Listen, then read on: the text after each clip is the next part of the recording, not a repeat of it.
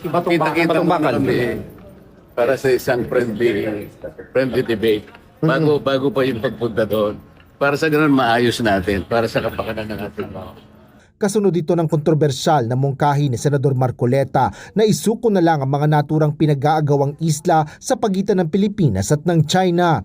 Nauna na ring tinuligsa ni Senate President Pro Tempore Panfilo Lacson ang naturang pahayag ni Senador Marcoleta.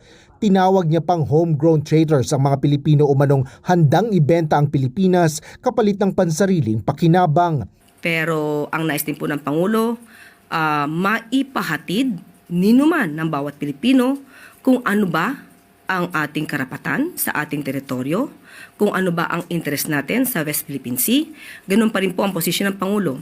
Wala pong anumang bahagi ng teritoryo natin o anumang interest ang iso-surrender sa anumang foreign power.